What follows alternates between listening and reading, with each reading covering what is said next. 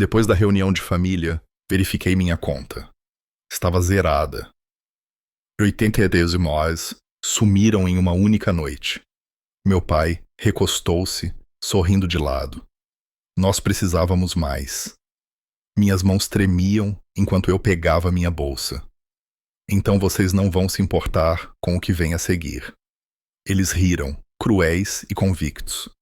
Logo antes de uma batida estrondosa sacudir a casa. A porta da frente se abriu e, naquele momento, tudo o que eu achava que sabia sobre família desmoronou. Meu nome é Miguel. E esta é a história de como meus próprios pais tentaram roubar não apenas minhas economias, mas minha dignidade. É uma história sobre traição, justiça e o que realmente significa escolher sua família.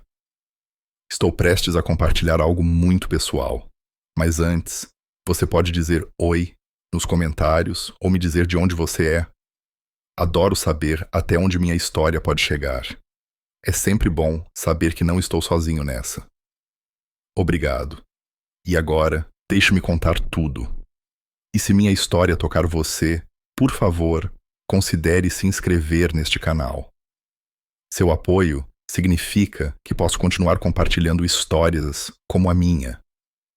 Histórias que nos lembram que nunca estamos sozinhos, mesmo quando nosso próprio sangue se volta contra nós.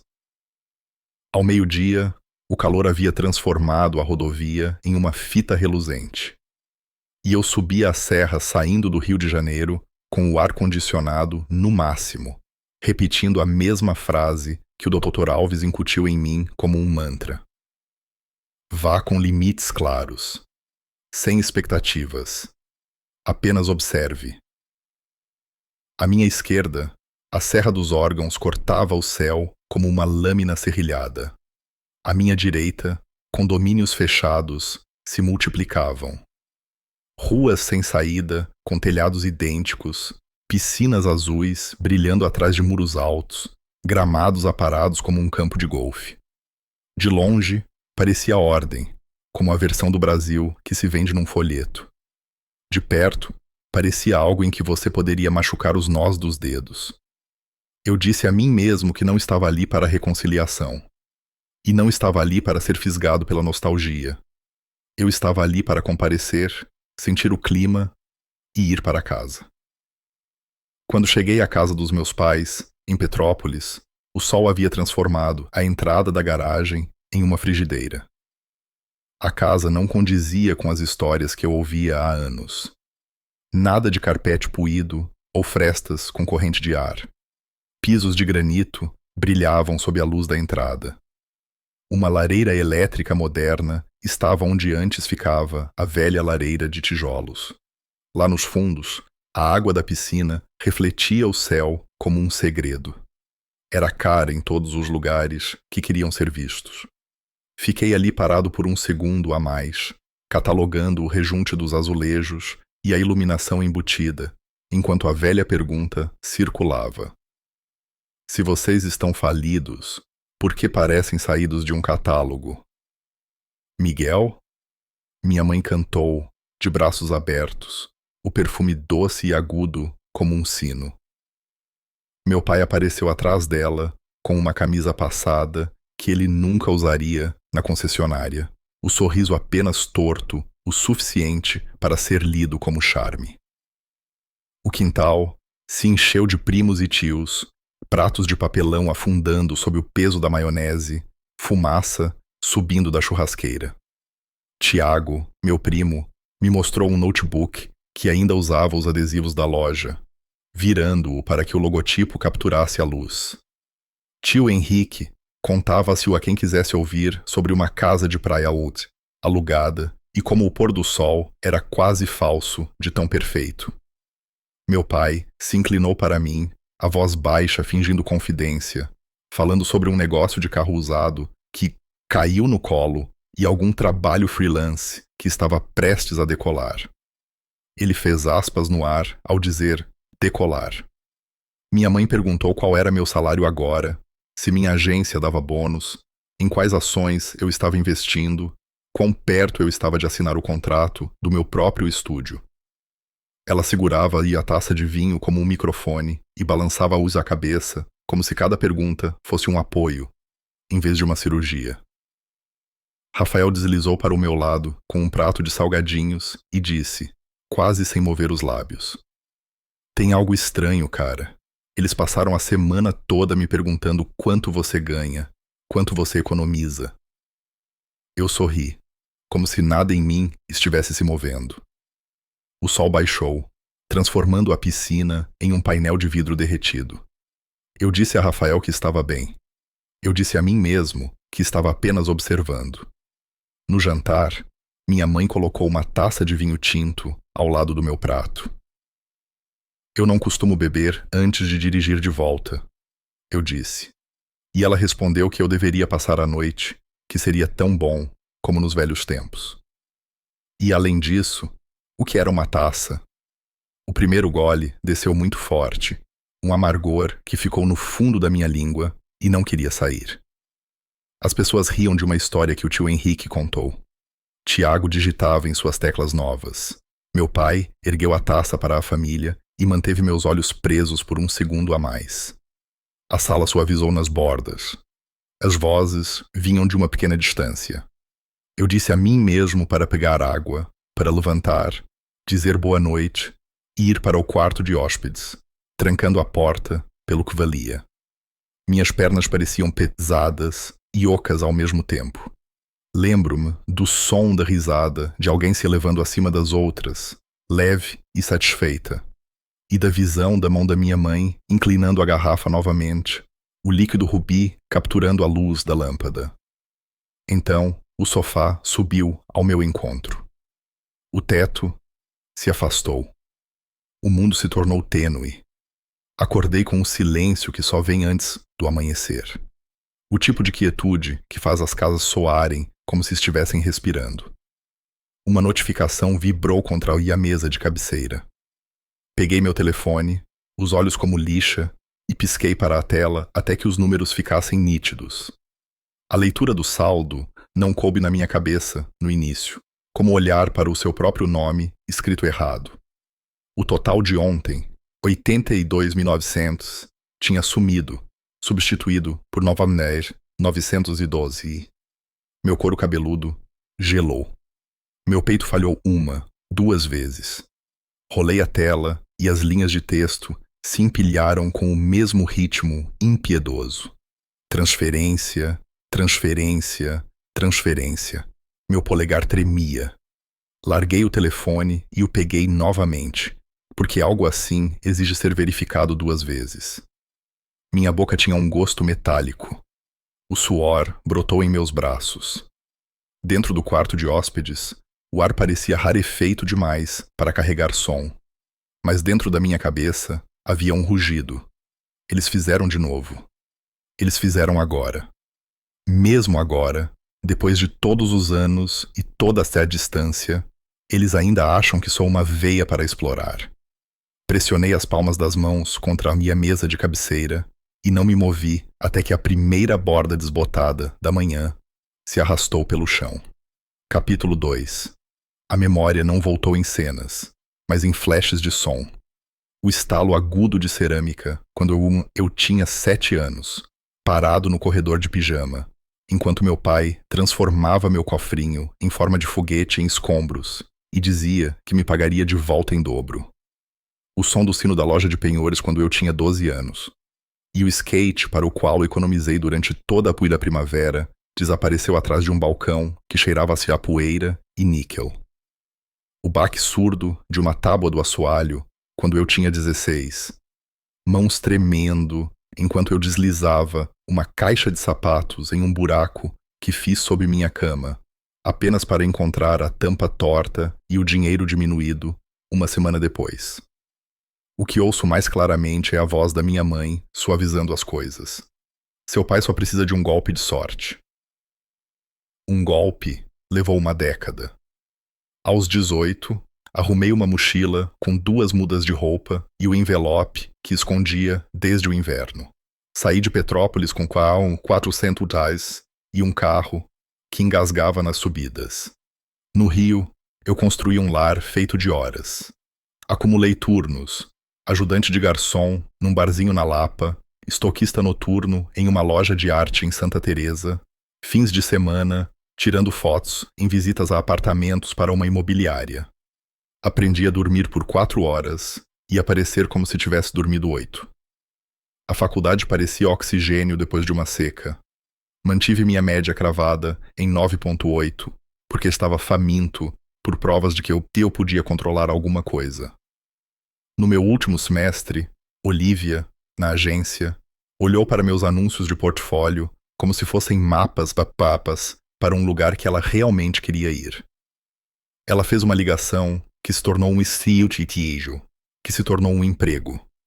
E eu me permiti comprar um terno de segunda mão que não pinicava. Os anos se desenrolaram. Títulos mudaram. O Rio se tornou uma cidade que eu conhecia pelo cheiro depois da chuva. Eu me mantive pequeno onde importava. Um apartamento minúsculo, um carro velho com uma teimosa luz de verificar motor, almoços preparados na minha própria cozinha. Cada bônus, cheque de freelance, restituição de imposto de renda ia para um lugar. 82 mil não é uma fortuna em uma cidade com arranha-céus subindo como ervas daninhas. Mas para mim era oxigênio em uma garrafa rotulada, abrir quando estiver livre. Era um estúdio com paredes brancas e janelas brilhantes, onde ninguém poderia distorcer minha memória ou renomear minha história. No silencioso quarto de hóspedes, os números no meu telefone continuavam voltando a um fato. Eu não perdi apenas dinheiro. Perdi os anos que usei para limpar o passado de mim. Engoli em seco e abri o aplicativo do banco novamente. Os registros de horário se alinhavam em uma geometria doentia. Transferências entre 2 e 4 da manhã. Cada autorização enviada do meu dispositivo. Segui os pequenos links. ID do dispositivo. Geolocalização. Registros de IP. As entradas apontavam de volta para esta casa como agulhas de bússola numa tempestade magnética. Encarei até a tela escurecer. Por um segundo, o velho pânico surgiu. Se eles definirem os termos, eu sempre estarei um passo atrás. Então o treinamento entrou em ação. O tipo pelo qual paguei em horas num divã. E as humilhações que você sofre quando finalmente admite que as pessoas que te criaram podem te machucar. Abri um aplicativo de notas e escrevi o que eu podia sentir me deixando, se eu não agarrasse. O gosto do vinho. O amargor exato de cereja escura. O jeito que a mão da minha mãe pairava, perto da minha taça, sem perguntar. O ângulo do sorriso do meu pai enquanto ele brindava a família. A forma como as vozes se tornaram quentes e distantes. Como minha bolsa não estava exatamente onde eu lembrava de tê-la deixado. A sensação da pele do meu polegar quando pressionada contra o vidro. Tirei screenshots de cada transação, cada alerta, cada linha de registro, depois os transferi para meu notebook e fiz backup em um HD externo que vive na minha mochila por um motivo. Filmei a casa em passagens rápidas e firmes. Os pisos de granito, a nova lareira, a piscina brilhando sob a luz da manhã. Detalhes que eu poderia colocar ao lado de anos de mensagens deles sobre contas atrasadas, emergências e estamos nos afogando aqui, filho. Abri o zíper do bolso lateral da minha bolsa e encontrei meu pequeno caderno ligeiramente fora do lugar. O elástico estava torcido, como se tivesse sido esticado e colocado de volta às pressas. Coloquei-o no centro da cama e fotografei como evidência. Então fiz a parte mais difícil primeiro. Liguei para Nara. Ela atendeu no segundo toque, a voz calma como uma cozinha matinal. Eu disse a ela os números. Nara mencionou, disse cuidadosamente, que havia algo grande que ela estava desanimada. Eu não sabia o que ela queria dizer. Eu queria estar errado. O silêncio pressionava as bordas. Você não está errado, eu disse. E odiei como minha voz soava rouca. Depois de Nara, liguei para Bruno. Ele não disse, eu te avisei. Ele disse, se você discutir, eles vão te manipular. Se você registrar, a lei fala. Ele me disse o que puxar do aplicativo, quais telas imprimir, como solicitar o registro de acesso completo, como falar com o setor de fraudes do banco sem deixá-los me jogar em uma fila que levaria o dia todo. Ele disse para sair da casa se eu pudesse fazer isso sem uma cena. Eu estava fechando o zíper da minha mochila quando meu telefone vibrou com uma nova mensagem da minha mãe. Nós só estávamos tentando te proteger. Não torne isso maior do que precisa ser. Fiquei olhando para as palavras. O isolamento ao redor delas, a forma como proteger, se dobra para cobrir tudo, desde uma ligação perdida até um roubo. Por um momento, senti a versão infantil de mim mesmo buscar um acordo que nem sequer teria nome. Algo gentil que se transformava em rendição assim que você o tocava. Coloquei o telefone virado para baixo. A voz do Dr. Alves moveu-se através de mim, silenciosa como meu próprio pensamento. Você não precisa vencer gritando. Você vence escolhendo o seu limite e mantendo-o. Deslizei o HD externo para o bolso interno da minha bolsa, verifiquei minha carteira e chaves e pisei no corredor. A casa estava quieta. A luz da piscina tremeluzia em tons de azul piscina no teto da cozinha. Ao longe, um irrigador de gramado batia como um metrônomo. Dei mais uma olhada lenta nas superfícies que queriam ser admiradas e não senti nada além de uma linha limpa e dura se desenhando sob meus pés. Eu cansei de ser algo que eles poderiam abrir com uma história. Na manhã seguinte à reunião, movi-me silenciosamente pelo quarto de hóspedes. Cada detalhe, uma possível evidência. Minha mochila estava onde eu a deixei, mas o zíper do bolso lateral estava desalinhado por uma fração. O elástico ao redor do meu pequeno caderno estava esticado. Eu o deslizei para fora e virei as páginas com dedos cuidadosos, notando que a ordem das minhas anotações não era a mesma.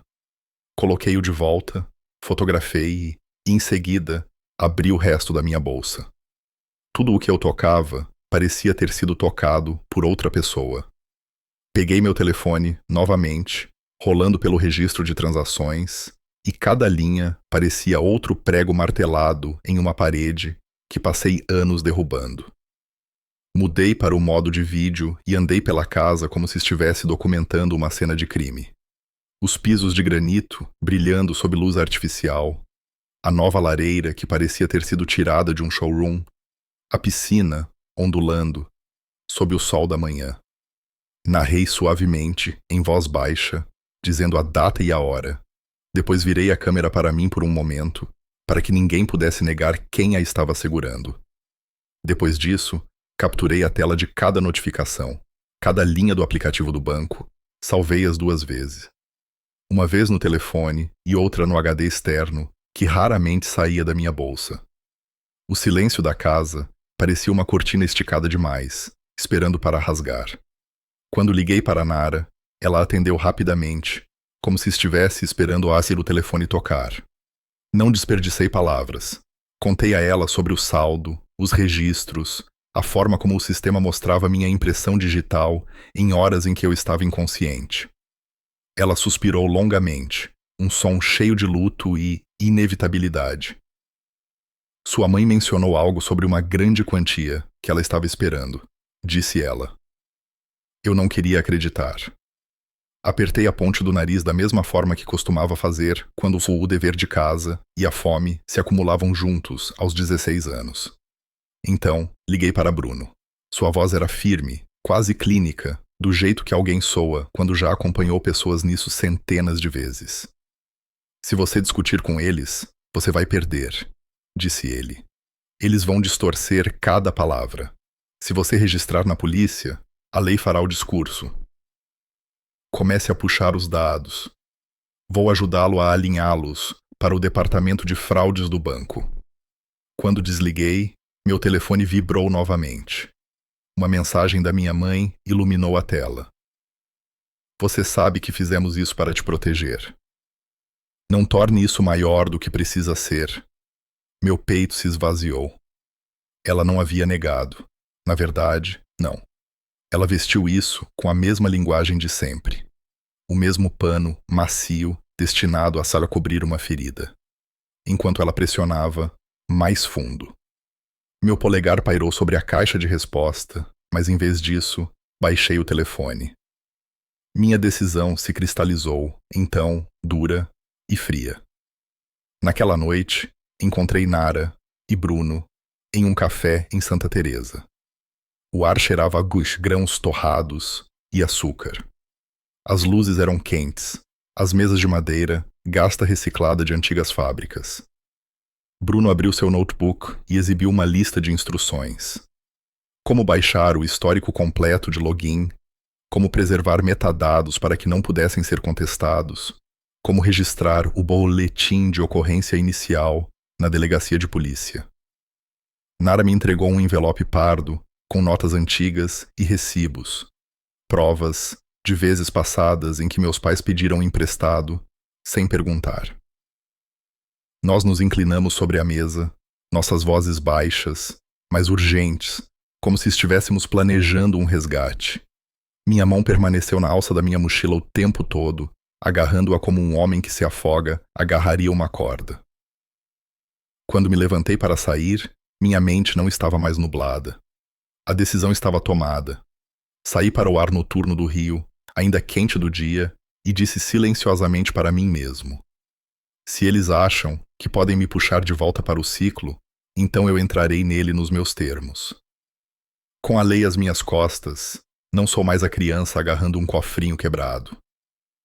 De volta ao meu apartamento, o brilho da tela do meu computador lançava uma luz fria contra as paredes.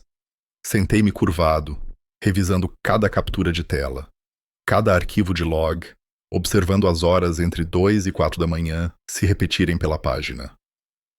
O peso do que eu estava prestes a fazer pressionava sobre mim, mas não havia outra escolha. Guardei meu HD externo, uma pilha de transações impressas e o caderno que havia fotografado mais cedo. A bolsa parecia mais pesada do que deveria, como se as próprias evidências carregassem sua própria gravidade. Na manhã seguinte, encontrei Nara e Bruno novamente. Escolhemos o mesmo café. O cheiro de grãos de café expresso, queimados, pairava no ar. Bruno já havia falado por telefone com a delegacia. Teremos um policial pronto, disse ele. Se eles resistirem à ordem de bloqueio, ela será executada imediatamente. Nara colocou a mão sobre a minha. Eles dirão coisas para te derrubar, ela avisou. Você tem que se manter firme. Sem gritos, sem desmoronar, apenas fatos. Eu assenti, embora meu pulso me traísse, martelando contra minhas costelas. Quando entramos na garagem da casa dos meus pais, a visão da piscina cintilava como uma miragem, irreal e provocante. Entrei primeiro, Bruno logo atrás, Nara ao meu lado. Roberto já estava na sala de estar, braços cruzados sobre o peito, queixo erguido em desafio. Silvia estava sentada rígida no sofá, os olhos afiados, como se me desafiassem a falar. Minha garganta parecia seca, mas coloquei a pilha de papéis sobre a mesa. Aqui estão os registros bancários, eu disse, minha voz baixa, mas firme. As transferências ocorreram enquanto eu dormia nesta casa. Roberto deu uma risada curta e desdenhosa. As necessidades da família vêm antes dos seus projetinhos. Nós precisávamos mais do que você. Silvia se inclinou para a frente, seu tom quase suplicante, mas cheio de culpa. Nós íamos te contar, Miguel, mas você sempre foi egoísta. Você nunca quer ajudar. Minhas mãos tremiam, mas eu as firmei na alça da minha bolsa. Se é isso que vocês realmente acreditam, eu disse, então não vão se importar com o que acontece a seguir. As palavras saíram mais fortes do que eu esperava. Os olhos de Roberto se estreitaram, sua voz subindo, afiada o suficiente para cortar vidro. Você ousa se virar contra seus próprios pais? Acha que pode nos envergonhar? O ar engrossou, pesado, com um silêncio que zumbia em meus ouvidos. Então vieram as batidas. 3 golpes fortes contra a porta da frente balançaram o batente. Bang, bang, bang. Todos congelaram. O ventilador de teto zumbia, as pás cortando o silêncio. O oficial de justiça entrou, o distintivo brilhando, com uma pasta de papéis. A voz do oficial ecoou pela sala, firme e oficial. Temos uma ordem para bloquear as contas de Roberto e Silvia. Pendente investigação de fraude financeira. Por um momento, ninguém se moveu. O maxilar do meu pai se contraiu. A respiração da minha mãe falhou. E os documentos foram colocados sobre a mesa ao lado da minha pilha. A cena parecia suspensa, como se a casa inteira estivesse prendendo a de respiração por ano e finalmente a soltasse. Dentro de mim, algo mudou. Pela primeira vez na minha vida, eu não era apenas o filho na sombra deles. Eu era um homem de pé, ao ar livre, com a lei ao meu lado. Exalei lentamente e pensei: a justiça está finalmente na sala. A sala de estar não se esvaziou quando o oficial saiu. Em vez disso, inchou com vozes, cada uma sobrepondo-se à outra, agudas e irregulares. Tio Henrique foi o primeiro a quebrar o silêncio. Sua voz falhou de raiva, enquanto ele apontava um dedo na minha direção. Miguel, como você pôde trazer a polícia para esta casa? Resolvemos as coisas em família. As palavras ressoaram contra as paredes, ecoando no granito e no vidro. Tiago, sentado no canto, com seu notebook novo em folha, encarou o chão por um longo momento. Suas mãos tremiam sobre as teclas, como se ele quisesse desaparecer atrás da tela. Então, sem dizer uma palavra, ele o fechou, deslizou-o de volta para a caixa e o empurrou pelo tapete em minha direção. Ele não conseguiu me encarar, mas o gesto falou mais alto do que qualquer pedido de desculpas. Alguns dos outros parentes murmuraram, suas frases curtas e pesadas de acusação. Ingrato. Um filho deveria proteger seus pais. Como você ousa envergonhar seu próprio sangue? Seus rostos se fundiram em um coro de desaprovação e, por um momento, a sala pareceu menor do que nunca, o ar pesado de julgamento. Então Rafael chegou. Ele tinha dirigido a noite toda do Espírito Santo, a exaustão pintada nas linhas sob seus olhos, mas sua mão encontrou meu ombro com um peso firme. Você não está sozinho, disse ele baixinho.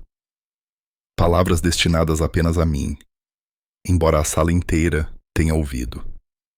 Sua presença me firmou de uma forma que eu não esperava. Por um instante, me permiti acreditar que poderia suportar essa tempestade. O grito de Silvia quebrou esse frágil equilíbrio. Ela desabou no sofá com um soluço que parecia ensaiado, mas ainda assim, cru. Eu só queria cuidar desta família. Ela lamentou, agarrando a barra do vestido, como se estivesse rasgando as costuras de sua própria culpa. Como você pôde fazer isso com sua mãe? Meu peito se apertou, mas a raiva empurrou de volta com mais força do que a culpa. Você não cuidou da família, eu disse, minha voz cortando no barulho. Você tirou o único sonho pelo qual eu trabalhei. O rosto dela se contorceu, como se eu a tivesse golpeado, mas eu não desviei o olhar.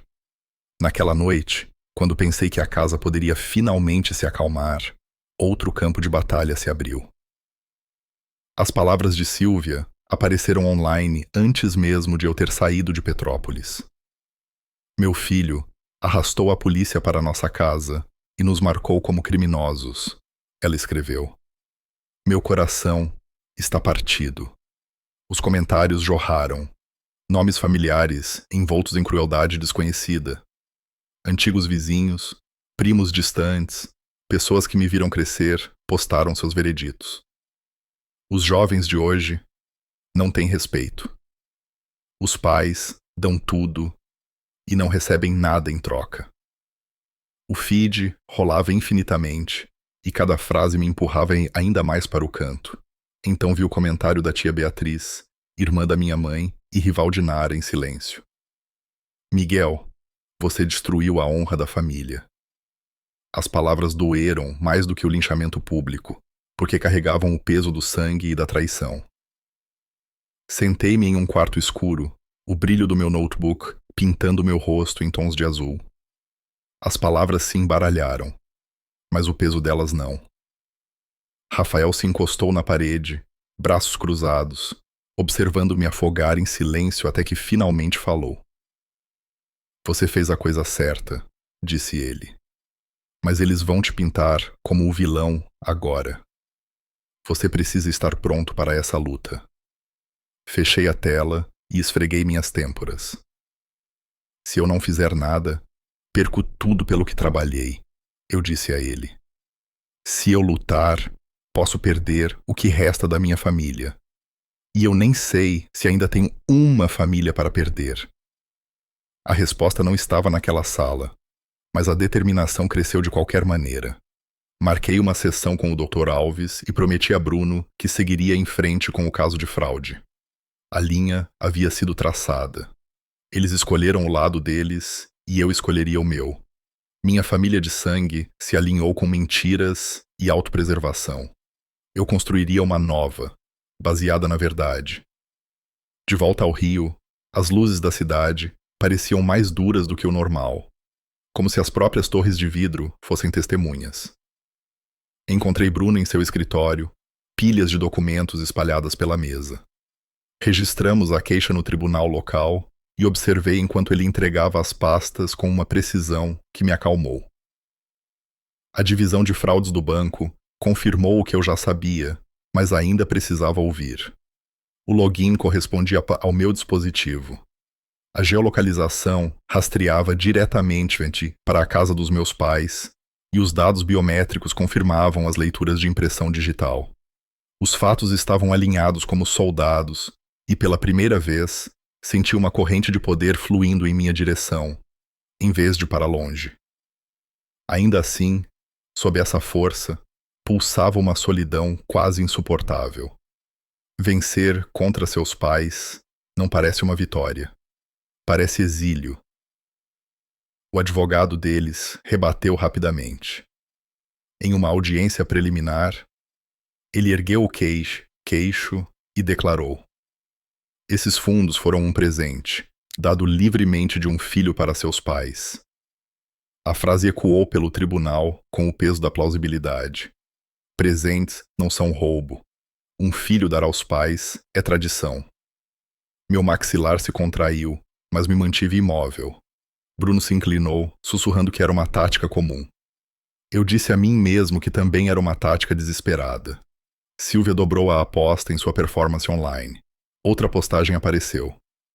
Meu filho nos deu esse dinheiro de presente, mas agora nos chama de criminosos. Como ele pôde fazer isso? Capturas de tela chegaram à minha caixa de entrada de conhecidos e colegas. Alguns mandavam mensagens diretas. É verdade que você processou seus pais? As perguntas carregavam mais suspeita do que apoio.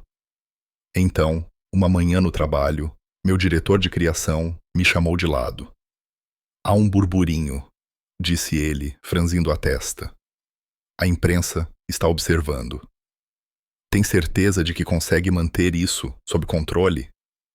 Meu estômago revirou. A linha entre o pessoal e o profissional havia rachado. O sono me escapou. Minhas noites eram assombradas pela imagem do meu pai quebrando o cofrinho no meu quarto de infância. Moedas se espalhando pelo chão enquanto sua voz prometia um reembolso que nunca veio. Arrastei-me para o consultório do Dr. Alves, a cadeira debaixo de mim parecendo mais pesada do que nunca. Eu não sei se ainda sou um filho, confessei, olhando para o chão.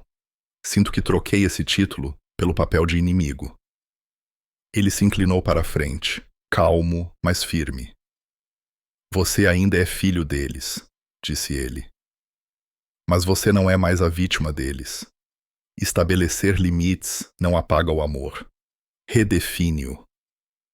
Às vezes é o ato de cuidado mais honesto que você pode dar a si mesmo.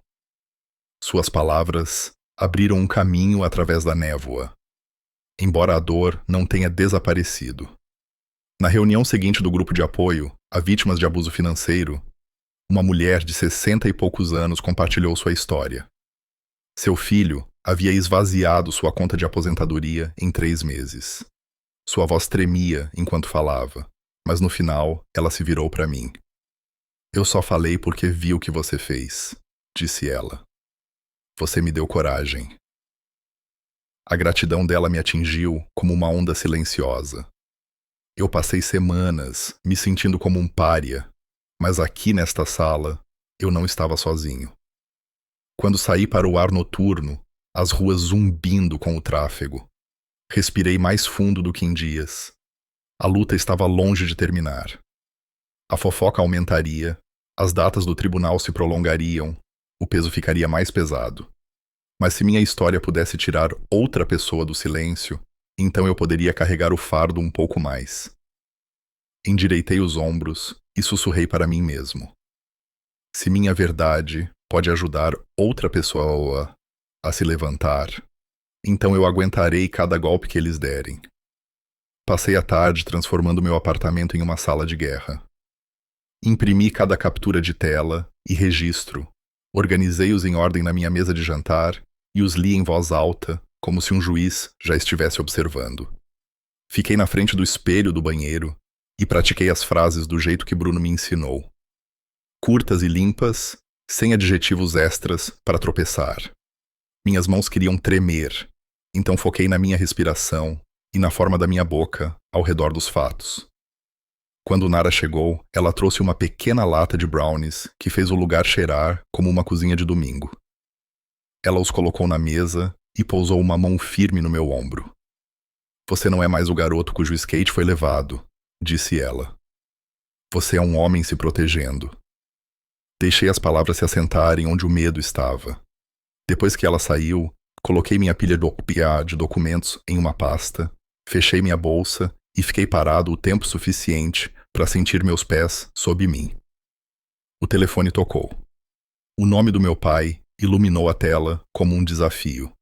Atendi e ouvi o suave sopro de ar através de uma ventoinha do lado dele.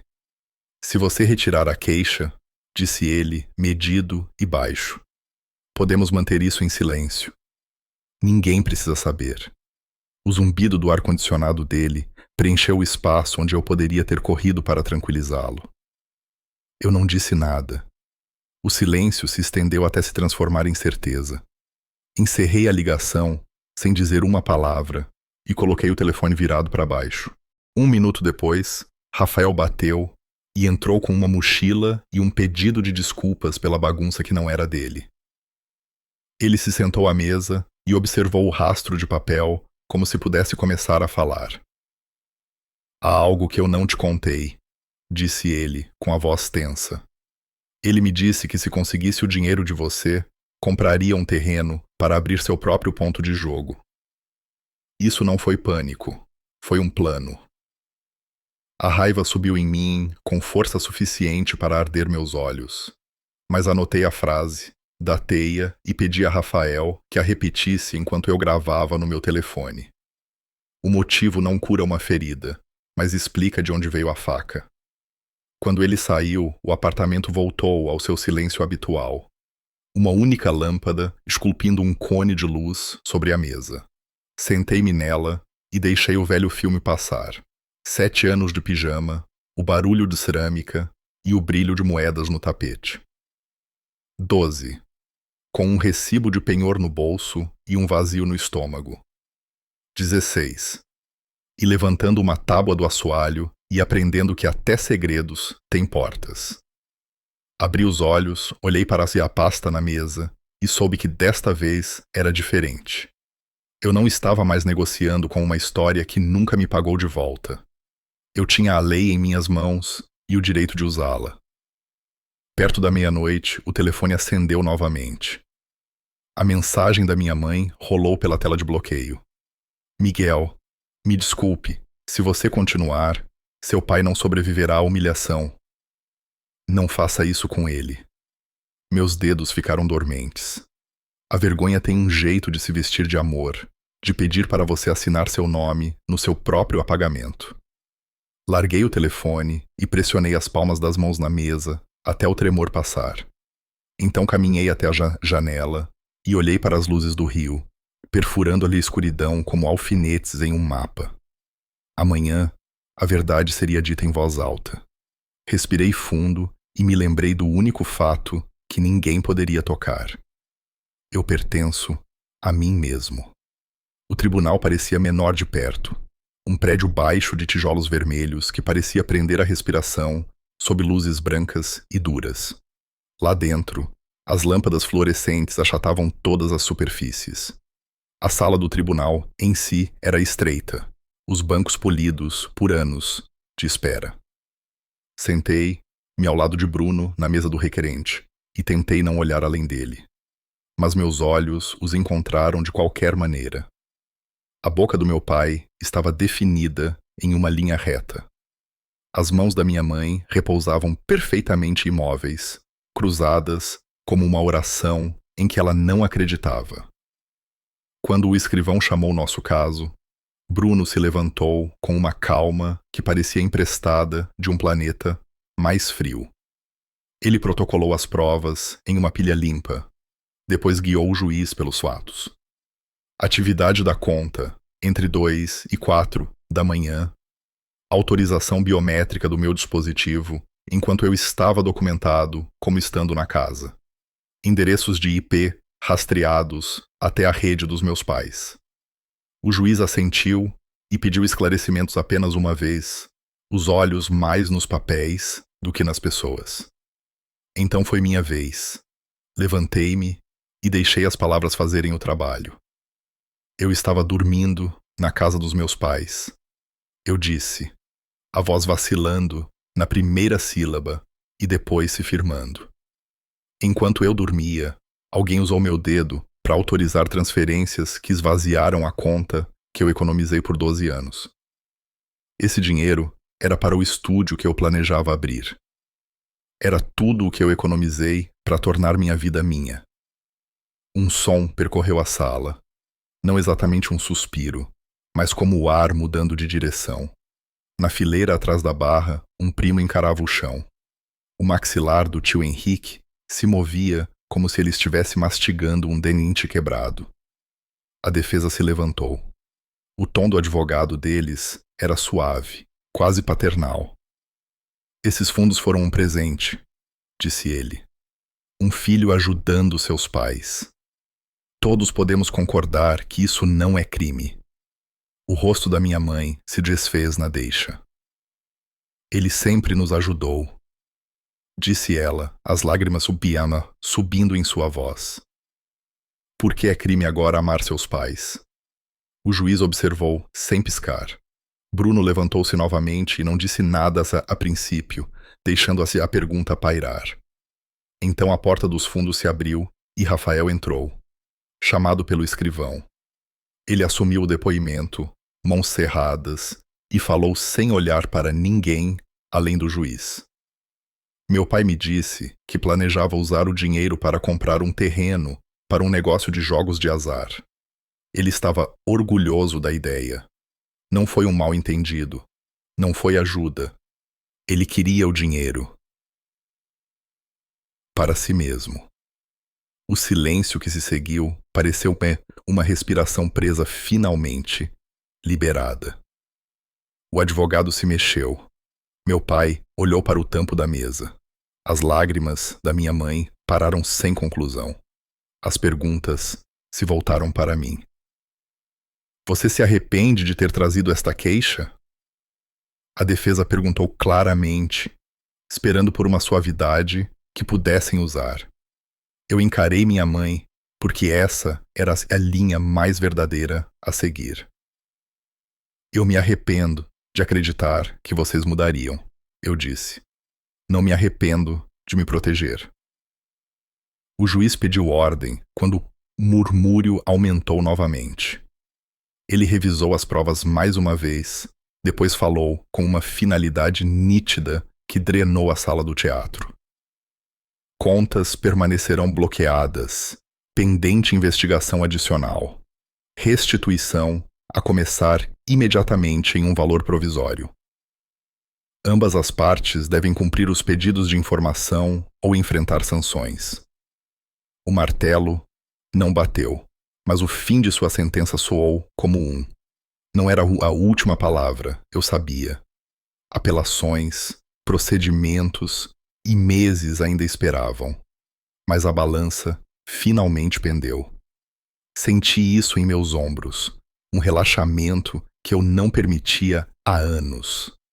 Fora do tribunal, o céu estava com aquele azul lavado que só a Serra de Petrópolis tem, tão brilhante que parecia uma promessa. Fiquei no topo da escadaria e deixei o sol bater no meu rosto.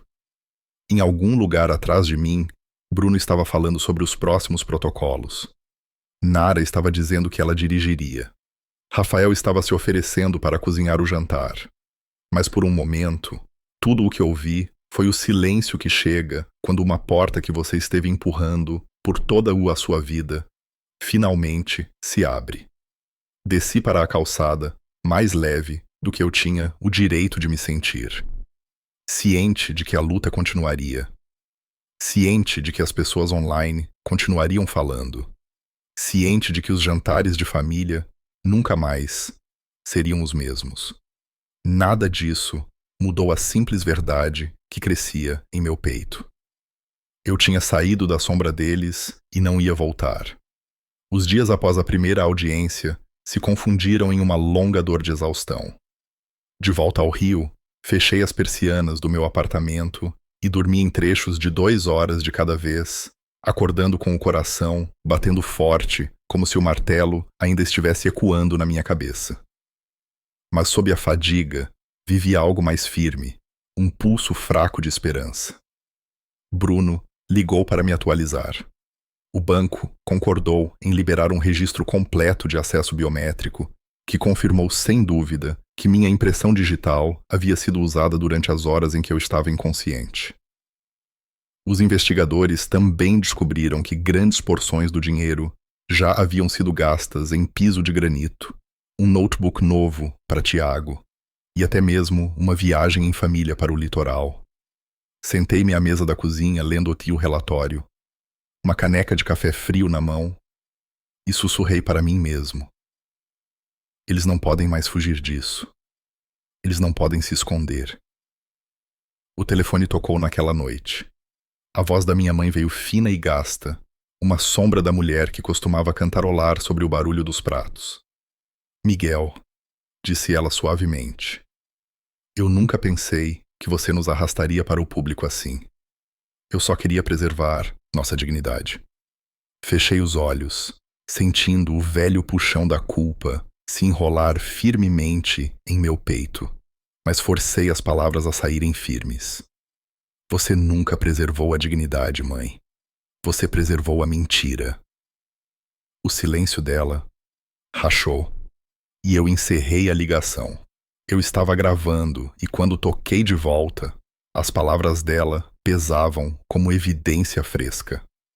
Na semana seguinte, voltamos ao tribunal para outra sessão. Meu pai entrou com o rosto sombrio como pedra, maxilar cerrado. Sob a pressão dos documentos, testemunhos e o peso de suas próprias contradições, sua voz finalmente quebrou. Sim, ele latiu. Eu peguei o dinheiro. Achei que era responsabilidade do meu filho nos sustentar. Se isso me torna culpado, então tudo bem. A sala ficou em silêncio. Até a caneta do juiz congelou no meio do ar. Não havia como voltar atrás daquilo. A família se fraturou na minha frente.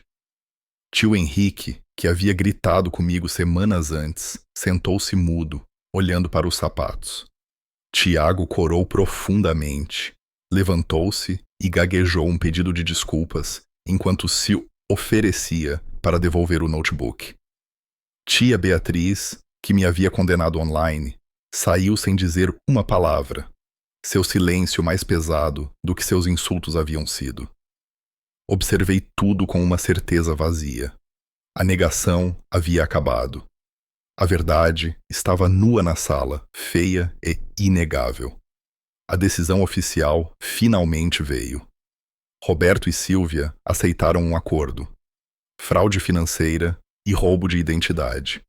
Eles foram condenados a 3 anos de liberdade condicional, aconselhamento financeiro obrigatório e restituição ordenada de $88.500. O tribunal liberou uma parte dos fundos para mim imediatamente, o restante a ser pago em parcelas, sob estrita supervisão. A papelada foi entregue e Bruno deu um pequeno aceno de cabeça, como que para me ancorar no momento. Saí para o pátio do tribunal enquanto o vento de outono cortava meu casaco. O alívio não me inundou. Não houve onda de vitória, nem doce satisfação. O que senti, em vez disso, foi um vazio, o tipo que se segue a uma amputação. A justiça havia chegado, mas a forma da família se fora, talvez para sempre. Desci os degraus com o estranho conhecimento de que, embora eu tivesse vencido, não havia mais nada a reivindicar das ruínas atrás de mim. Um ano depois, a luz no meu loft entrava por janelas altas que davam para os antigos armazéns de tijolos da zona portuária. Na parede estava pendurado o primeiro pôster que eu desenhei como estagiário, agora emoldurado como uma relíquia de sobrevivência. No canto, telas se apoiavam umas nas outras. Projetos para clientes que haviam começado a confiar no meu novo estúdio. Era pequeno, improvisado e mal empatava. Mas era meu, construído sobre o terreno pelo qual lutei para me manter. As noites de domingo se tornaram um ritmo que eu não sabia que precisava. Nara abria sua casa em Santa Teresa toda semana, sua mesa se estendendo sob assados e legumes, taças tilintando, o tipo de calor que nunca pertenceu à cozinha da minha infância. Rafael vinha com frequência, cheio de notícias sobre a startup de instalação de painéis solares que ele havia lançado. Eu havia investido nela, um contrato claro, redigido e assinado por nós dois, pela primeira vez em nossas vidas. O dinheiro não tinha sido uma arma, mas uma ponte. Bruno se juntava também, às vezes com uma garrafa de vinho, às vezes com histórias de casos que me lembravam quantos outros ainda estavam presos em ciclos como o meu. Amigos se reuniam, risadas aumentavam, e pela primeira vez a palavra família parecia uma escolha, não uma sentença. Uma noite, enquanto os pratos eram retirados e a conversa rolava, meu telefone acendeu. Uma mensagem da Silvia. Filho, sinto sua falta. Por favor, volte para casa. Encarei o brilho por um longo momento, então apertei o botão de bloqueio. A tela ficou preta. O perdão, eu sabia agora, não significava retornar. Significava me libertar. Eu não tinha intenção de voltar para o círculo que me queimou. Em uma prateleira no meu loft, havia um novo cofrinho, feito de porcelana azul brilhante em forma de foguete. Eu o encomendei na semana seguinte ao julgamento, um eco daquele que meu pai havia quebrado décadas antes. Este eu coloquei gentilmente, não para guardar moedas, mas para me lembrar que sonhos podem ser reconstruídos, que o que foi roubado pode ser recuperado. Cada vez que eu passava por ele, sentia a pequena vibração da resiliência. Quando meu 300º aniversário chegou, o loft se encheu com as vozes daqueles que me escolheram e que eu escolhi em troca. Um bolo apareceu, velas bruxuleando, a risada de Rafael se misturando com a voz firme de Nara, Bruno batendo nas minhas costas. Respirei fundo e soltei o ar sobre as chamas. O quarto brilhou por um momento na escuridão, depois irrompeu em luz novamente. Enquanto olhava ao redor da mesa, para os rostos marcados, não pela obrigação, mas pela lealdade, entendi a lição esculpida em toda a perda. O sangue me deu vida, mas não amor. O amor eu tive que encontrar, construir, lutar por ele. Família não é determinada por quem compartilha seu nome, mas por quem cumpre suas promessas, quem respeita seus limites, quem te mantém de pé quando você vacila. E aqui, finalmente, eu tinha isso. Recostei-me na cadeira, a risada ainda ecoando em meus ouvidos, e pensei com uma clareza que alcançava os ossos. Eu havia saído da sombra e nunca mais voltaria. Esta era minha família agora. E eu finalmente havia encontrado um lar. Um mês depois de me mudar para o loft, voltei para a agência com uma camisa passada e um plano de manter a cabeça baixa. O escritório cheirava a café expresso, queimado e tinta de marcador. O mesmo de sempre. Mas o ar parecia mais rarefeito, como se alguém tivesse aberto uma janela no inverno. Às 9 horas, eu estava em uma reunião de lançamento de uma campanha nacional de mídia externa, esboçando títulos em um bloco de notas, fingindo que a sala não havia mudado seu peso em minha direção. E-mails se acumulavam. Às 11h, minha gerente de conta perguntou se poderíamos conversar um segundo, o que nunca significa um segundo. Entramos em uma sala de conferências de vidro e ela fechou a porta. Eles estão pulando fora, disse ela, sem me fazer perguntar qual cliente. Oficialmente, é orçamento. Extraoficialmente, eles não querem estar próximos do barulho. A palavra pairou ali, suave e afiada ao mesmo tempo. Eu a senti como se a água estivesse correndo sobre uma pedra. Quando voltei para minha mesa, os pings do chat floresciam e morriam. Um redator, 2 fileiras, à frente, ficou quieto no meio da frase quando me sentei. Na cozinha, um designer que eu havia orientado evitou meus olhos e encheu demais seu café até derramar. Isabela me pegou na impressora com uma pilha de provas nas mãos. As pessoas são covardes, disse ela, baixo. Se ajudar, eu não sou. Ajudou mais do que eu demonstrei. Levei meu almoço para um parque, a uma quadra de distância, e comi em um banco, de frente para um mural de flores silvestres pintado em uma parede de tijolos. Os rumores me transformaram em uma silhueta ao lado da qual ninguém queria ficar. Vencer no tribunal não me imunizou contra a única doença que se espalha mais rápido que a verdade, o escândalo. Se minha carreira tinha uma sua espinha dorsal, ela estava se curvando. Naquela tarde, sentei-me em frente ao meu diretor de criação. Ele tamborilou os dedos uma vez e parou. Um tique que ele provavelmente não sabia que tinha. Eu não duvido do seu talento, disse ele. Mas os clientes estão receosos. Preciso saber que você pode impedir que isso afete o trabalho. Pensei em todas as noites que passei pulindo ideias até o amanhecer. Todas as equipes juniores que ajudei a cruzar a linha de chegada pela pura força da convicção. O trabalho está limpo, eu disse. Sempre esteve. Ele assentiu. Tire uma semana, limpe a cabeça. Peguei o elevador até o nível da rua e não parei de andar até que o barulho da cidade me espalhasse o suficiente para sentir as bordas novamente. Dr. Alves me encaixou na manhã seguinte. Seu consultório cheirava levemente a livros e frutas cítricas. Contei a ele sobre o cliente, as portas fechadas, o silêncio que criou dentes. Eu pensei que a justiça protegeria o resto da minha vida. Eu disse. Não protegeu. Ele cruzou as mãos. A justiça não te cura, disse ele. Ela lhe dá um terreno que não está desmoronando. A cura é cada passo que você dá nesse terreno depois. Observei a poeira flutuar em um quadrado de luz solar e deixei a frase assentar. A raiva ainda queimava sob minhas costelas, mas estava mais silenciosa do que antes, como brasas que escolheram não se apagar.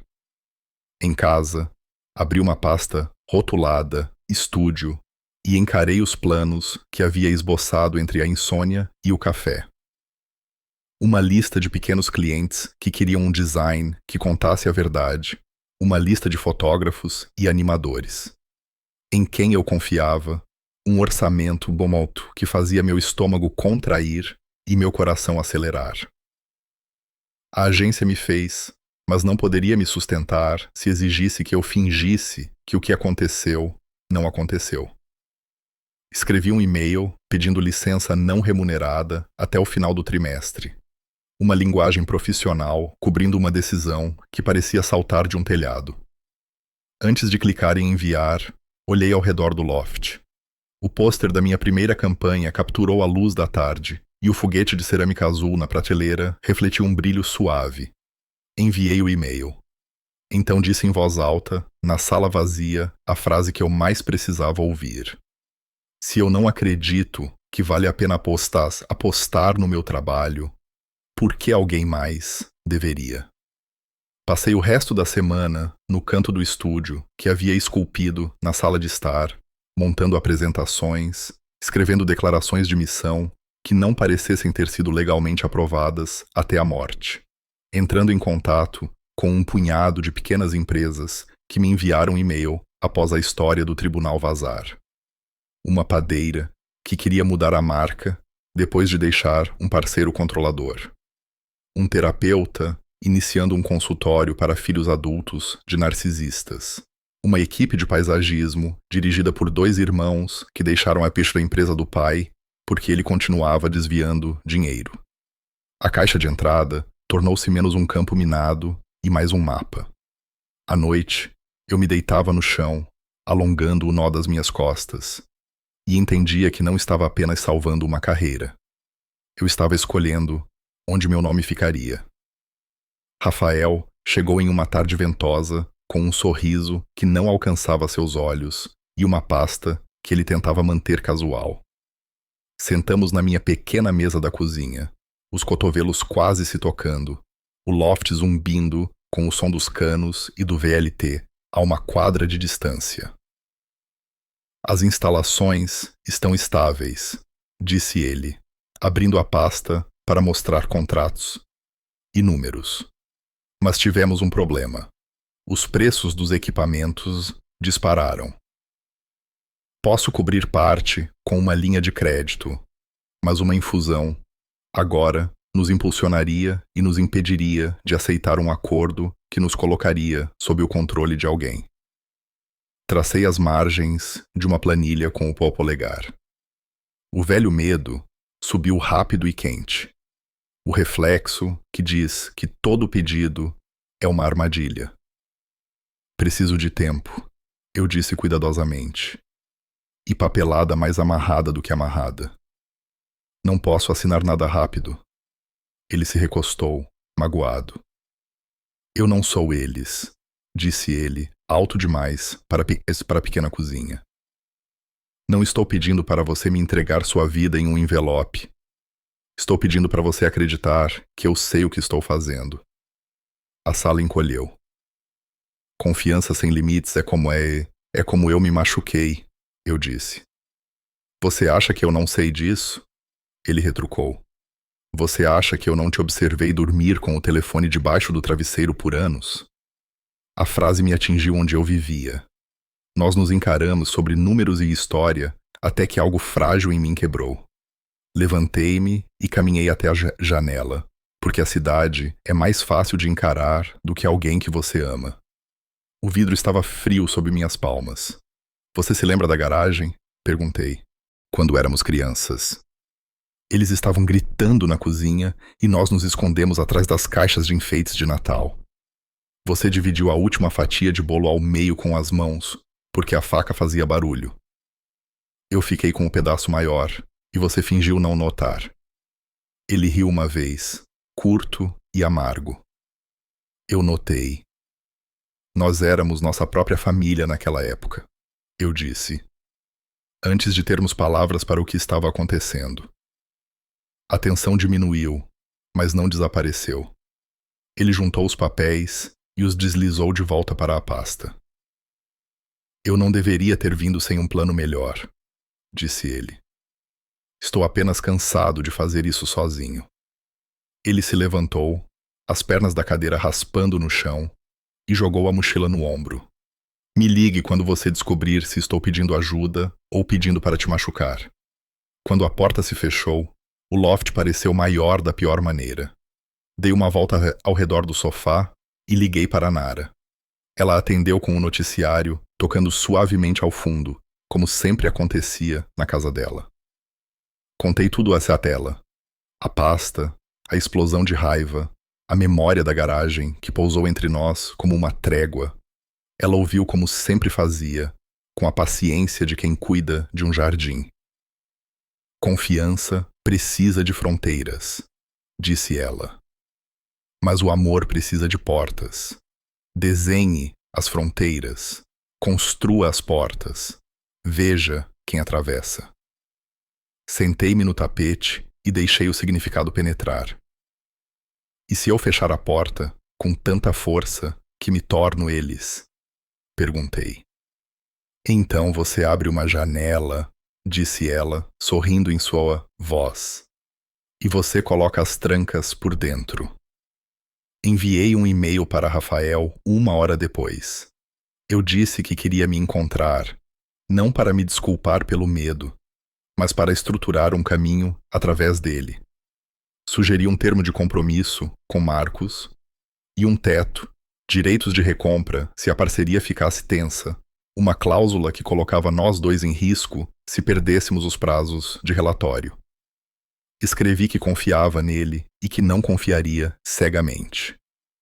Ele respondeu em 3 minutos. Vamos nos encontrar na oficina amanhã.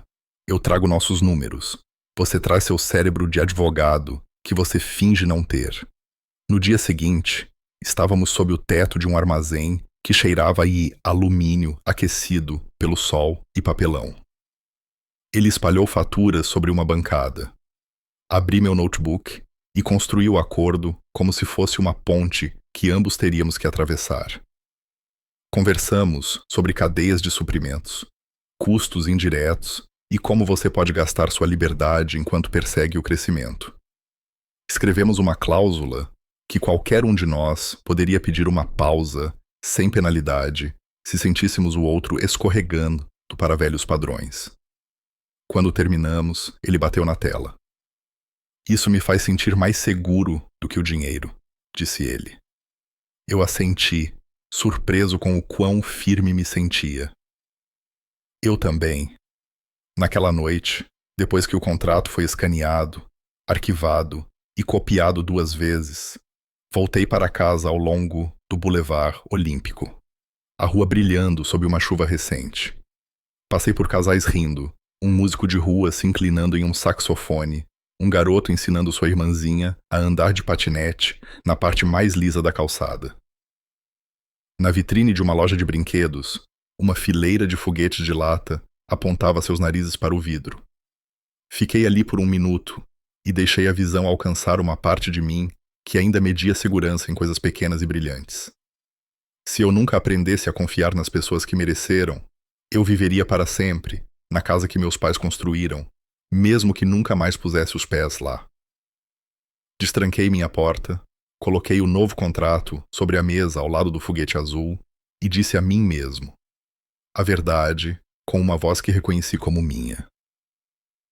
Eu não preciso escolher entre amor e segurança. Eu posso criar ambos e mantê-los.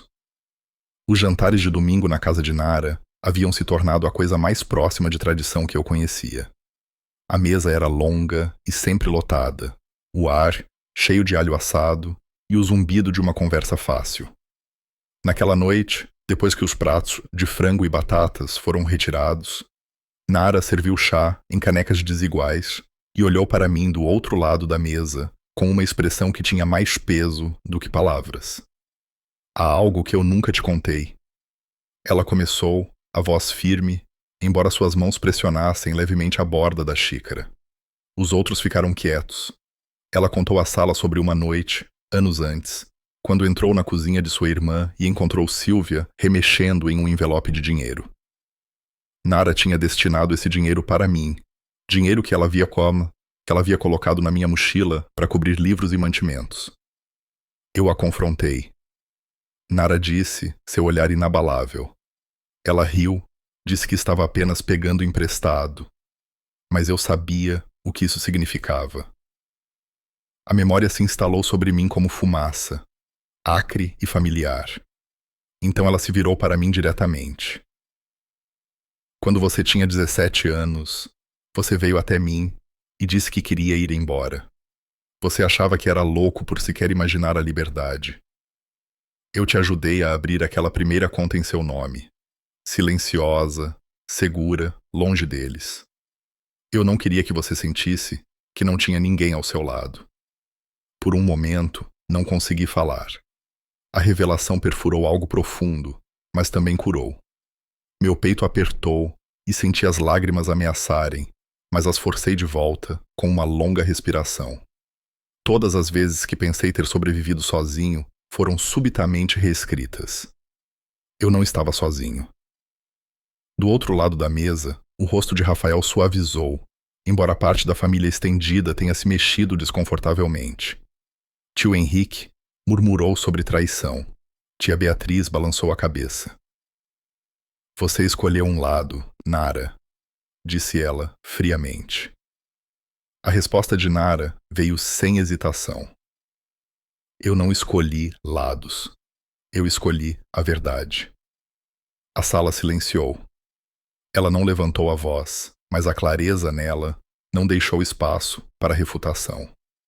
Percebi então o que era verdade o tempo todo. Nara tinha sido mais mãe para mim do que a mulher que me deu a vida. Ela me viu quando eu era invisível, me protegeu quando ninguém mais o fez, me deu as ferramentas para me salvar antes que eu soubesse o que precisava ser salvo. Naquela noite, enquanto guardávamos as sobras e eu estava ao lado da pia lavando os pratos, olhei para ela e disse baixinho: Obrigado por ser minha verdadeira família. Ela apenas sorriu e deu um tapinha na minha mão, como se fosse óbvio. Na volta para o rio, os faróis cortando a rodovia escura. Pensei em como honrá-la. Quando cheguei ao loft, a decisão estava formada. Minha primeira exposição de estúdio não seria no Rio, onde as pessoas conheciam meu trabalho, mas não minha história. Seria em Santa Teresa, no bairro onde Nara morava, onde ela guardou meus segredos como coisas sagradas. Seria para ela, porque ela me deu o primeiro gosto de liberdade. Naquela noite, peguei um caderno de esboços da prateleira e comecei a planejar. A exposição não seria apenas design, seria narrativa. Peças que contavam o que significava reconstruir após a traição, imagens que sobrepunham memória com luz. Eu queria que o centro da galeria abrigasse o foguete de cerâmica azul sob um holofote, como um monumento. Quando fechei o livro, o amanhecer estava rompendo sobre os prédios. Minha decisão estava selada. 1 ano e meio depois do julgamento, eu estava na frente de um centro comunitário no Rio, de frente para uma sala cheia de estranhos. O espaço cheirava levemente a madeira velha e café das urnas no fundo. As cadeiras estavam cheias de pessoas de todas as idades. Um homem mais velho com uma camisa de flanela que não parava de torcer as mãos. Uma adolescente com fones de ouvido pendurados no pescoço. Uma mulher de meia-idade com um caderno equilibrado no colo.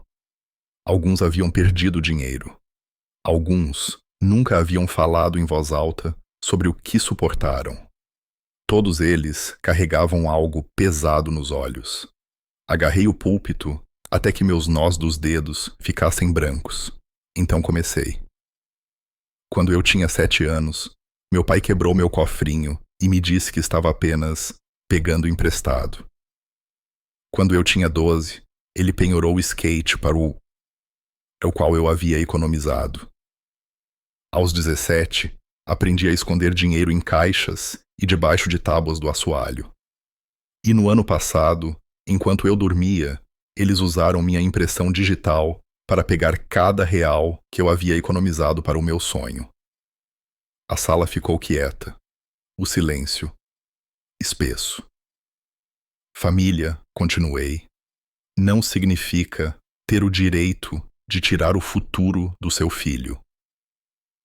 Família deveria proteger sonhos, não consumi-los. Falei sobre o tribunal, sobre estar na frente do juiz com as provas nas mãos, sobre a vergonha e a força colidindo em meu peito. Minha voz vacilou uma vez, mas se manteve. Nos dizem que o sangue é sagrado, eu disse, mas o sangue não pode desculpar a crueldade e não pode comprar seu silêncio. Da segunda fileira, uma mulher levantou o rosto, marcado por lágrimas. Ela levantou a mão como se estivesse na escola e falou, com a voz trêmula: Eu tenho tido muito medo de deixar meu marido. Ele controla cada real que eu gasto. Mas ouvir você dizer isso, ouvir você sobreviver a isso, me faz acreditar que eu posso ir. Minha garganta engrossou e eu assenti para ela. Você pode, eu disse, e você merece ir.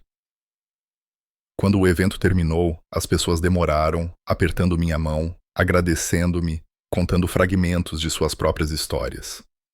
Cada palavra parecia uma pedra colocada em um caminho que eu não sabia que estava construindo. Quando saí para o crepúsculo do rio, me senti mais leve, mesmo com a responsabilidade pesando mais. Minha dor havia se tornado uma ponte. Semanas depois, minha exposição de estúdio abriu em Santa Teresa. A sala brilhava com impressões emolduradas, instalações de luz e sombra, histórias escritas em cores. No centro, sob um único holofote, estava o foguete de cerâmica azul. As pessoas o circulavam lentamente, lendo a placa que contava a história de um menino que um dia teve seu sonho roubado, e do homem que os reconstruiu. Não era apenas arte, era recuperação. Fiquei no fundo e observei enquanto Nara entrava com Rafael, Bruno, ao seu lado, e amigos que me carregaram. Seus rostos eram calorosos, desprotegidos, iluminados de orgulho. Olhei de um para o outro e deixei a verdade me lavar como água limpa. Eu havia perdido minha família de sangue, mas eu havia ganhado algo que nunca poderia ser tirado. Uma família escolhida, unida não por obrigação, mas por amor, respeito e confiança. A risada que subia na galeria não soava em nada como o barulho frágil da casa dos meus pais. Era mais cheia, mais firme, verdadeira. Enquanto a noite terminava, toquei o foguete uma vez, frio sob meus dedos, e pensei: eu finalmente construí um lar que ninguém pode roubar. E desta vez, ele vai durar. Quando as luzes diminuíram na galeria naquela noite, fiquei para trás para andar pelo salão uma última vez. Cada quadro, cada peça de trabalho contava um fragmento da minha jornada. A infância roubada, a confiança fraturada, a luta por justiça e a lenta reconstrução de uma vida que vale a pena viver. Quando cheguei ao foguete de porcelana no centro, coloquei minha mão levemente em sua superfície fria. Antes, aquela forma significava perda. Agora, significava recuperação. Era a prova de que o que está quebrado pode ser refeito, não da mesma forma, mas de uma forma mais forte.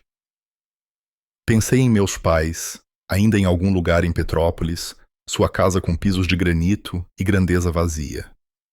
Perguntei-me se eles alguma vez se sentavam juntos em silêncio, se alguma vez admitiam para si mesmos o que haviam feito. Mas então deixei o pensamento ir, porque curar não é esperar por um pedido de desculpas que talvez nunca venha. Curar é decidir que a ausência deles é melhor do que o veneno deles. Eu havia escolhido a ausência, e nessa escolha encontrei espaço para algo novo. Quando olhei ao redor da sala, vi o rosto de Nara, vincado, gentil, inabalável. Rafael, rindo em conversa com Bruno, como se o peso do nosso passado finalmente tivesse afrouxado seu aperto.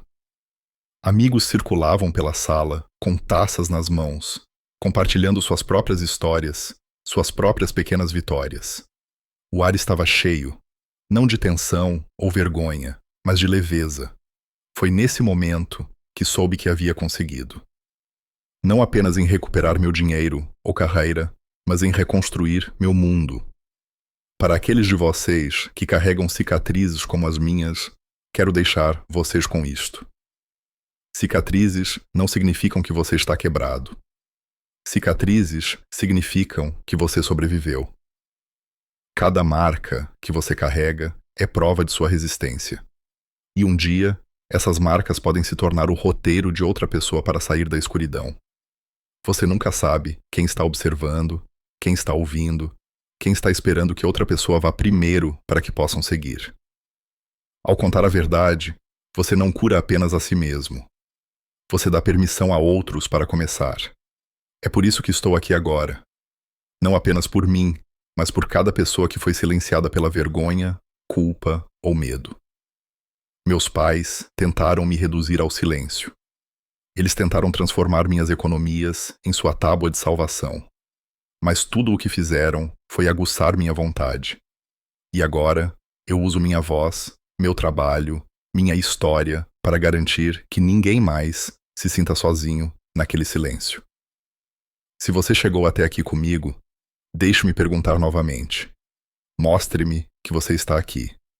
Deixe um simples oi nos comentários ou compartilhe de onde você está ouvindo. Pode parecer pequeno, mas me diz que essas palavras não ecoam no vazio. Isso me lembra, e a qualquer outra pessoa que esteja lendo, que a conexão existe mesmo à distância. E se você acredita que histórias como a minha devem ser ouvidas, inscreva-se, siga, fique. Cada clique, cada visualização, cada voz aqui mantém este canal vivo, mantém esta comunidade crescendo. Não estamos apenas contando histórias. Estamos construindo um círculo de verdade, um círculo forte o suficiente para acolher qualquer um que tenha sido expulso pelo sangue, mas escolhido pelo amor. Minha jornada não terminou. A cura não é uma linha reta. É uma espiral, circulando para trás e para frente, mas sempre para cima. Haverá noites em que o passado sussurrará muito alto, quando a vergonha tentará reivindicar seu lugar à mesa. Mas agora eu tenho minha família. Nara, Rafael, Bruno, Isabela e todas as pessoas que escolheram ficar comigo. E eu tenho vocês, ouvindo, testemunhando. Isso é o suficiente. Isso é mais que suficiente. Então, leve isso com você. Você não está sozinho. Você nunca esteve. E se ninguém lhe disse, hoje, você é digno de segurança, digno de respeito, digno de amor. Proteja seus sonhos, guarde seus limites e, quando for a hora certa, conte sua história. History. O mundo precisa dela. Obrigado, de verdade, por ouvir. E obrigado por provar que, mesmo após a traição, a conexão pode florescer. Este não é apenas o fim da minha história. É o começo de algo maior.